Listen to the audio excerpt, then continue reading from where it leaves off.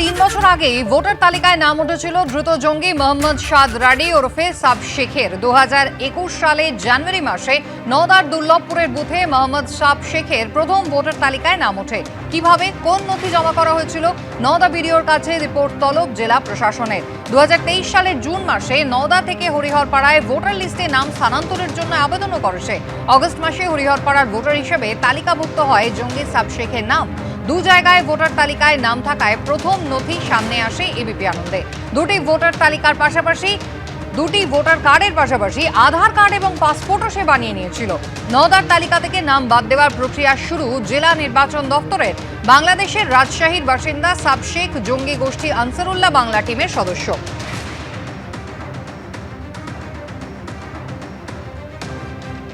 আত্মীয় সূত্রে কেউ আসে যায় এরকম করে, কিন্তু ওই ছেলেটা এখানে ব্যবসাও করেছে, থেকেওছে। বাংলাদেশ থেকে এসে এখানে শুনেছি নাকি বিয়ে করেছিল দুর্লভপুরের কোনো আত্মীয়কে, রুকুনপুর কেদারতলায় এই দিককার কোনো মেয়েকে বিয়ে করেছিল। বিয়ে করার পরে ওদের রিলেটিভ আছে এখানে এই রিলেটিভ আছে, সেই সূত্রে ও এখানে বসবাস করত, ব্যবসা করত। তারপরেও যে ওই ব্যক্তি এখানকার ভোটার তা আমাদের নজরে বা আমার নজরে নাই, যে ভোটার সেটা।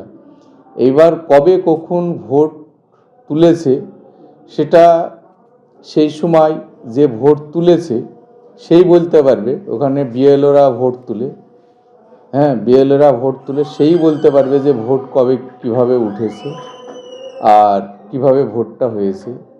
আমরা ভোটার লিস্ট অনেক সময় টালি করি, ভোটার লিস্ট দেখে হয়তো ওই ছেলেটা সম্বন্ধে কোনো সময় আমরা আইডিয়া করে পাইনি। আর এই রকমের পরে যেটা শুনতে পেলাম যে নওদাতেও ভোট আছে, আবার ওই ছেলেটার হরিহরপাড়াতেও ভোট আছে, আবার বাংলাদেশেও ভোট আছে। তাহলে তারা সেই রকমই যে 5 জায়গায় ভোট তুলে বেড়াবে, সে সুস্থ লোক না নিশ্চয়, সেই রকমই ছেলে। তো আমার থেকে যেখানে যে ফ্যামিলিতে বাস করত তারা সঠিকভাবে বলতে পারবে যে ভোটটা কি কারণে উঠলো। সুমিতদা, এই অভিযোগটাই তো বিজেপি বারবার করে যে কোথা থেকে কারা এসে ঢুকে পড়ছে, তারা ভোটার তালিকা, পাসপোর্ট, আধার কার্ড সব বানিয়ে ফেলছে এ রাজ্যে বসে, এবং এ রাজ্যে কোনো নজরদারি নেই। সভাপতি দায় ঠেলবেন বিডিওর ঘাড়ে, বিডিও দায় ঠেলবেন বিএলআরওর ঘাড়ে, একজন আরেকজনের ঘাড়ে দায় ঠেলবে। কিন্তু তাতে আখেরে কি হয়?